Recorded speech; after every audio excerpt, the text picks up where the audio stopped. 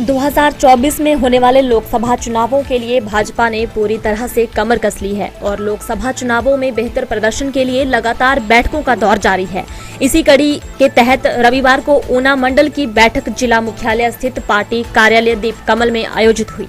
इस बैठक की अध्यक्षता मंडल अध्यक्ष हरपाल गिल ने की, जबकि ऊना सदर के विधायक एवं भाजपा के पूर्व प्रदेश अध्यक्ष सतपाल सिंह बैठक में विशेष रूप से मौजूद रहे। इस दौरान भाजपा के वरिष्ठ नेताओं ने आने वाले दिनों में पार्टी द्वारा चलाए गए विभिन्न कार्यक्रमों और अभियानों की रूपरेखा तैयार की।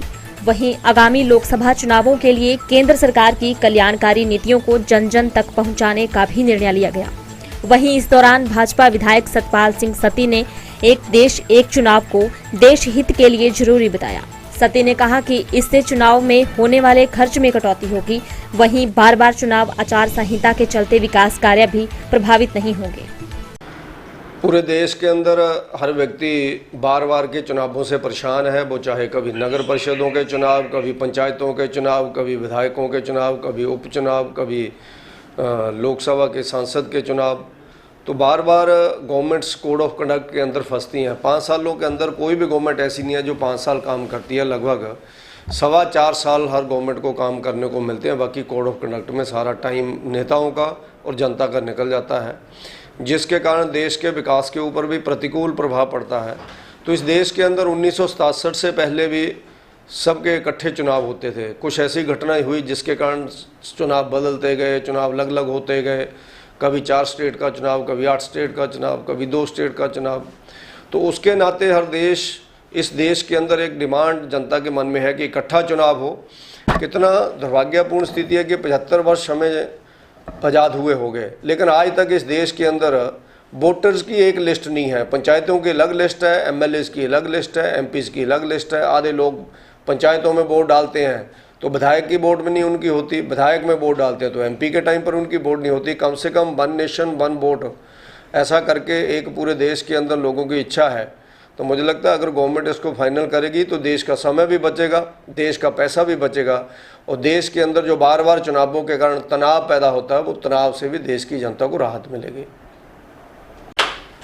भारतीय जनता पार्टी हिमाचल प्रदेश के मुखिया डॉक्टर जी बिंदल जी ने हिमाचल प्रदेश के लिए बीजेपी के लिए अनेकों कार्यक्रम दिए हैं। उन कार्यक्रमों को इम्प्लीमेंट करने के लिए, लागू करने के लिए भाजपा के मंडलों और जिलों की मीटिंग चल रही है।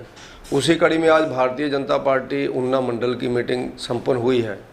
इस मीटिंग में जो आने वाले हमारे कार्यक्रम हैं उन कार्यक्रमों को कैसे लागू किया जाए, उसी कड़ी में मेरी माटी मेरा देश एक हमारा कार्यक्रम चल रहा है, जो वन वाटिका एक दिल्ली के अंदर बन रही है।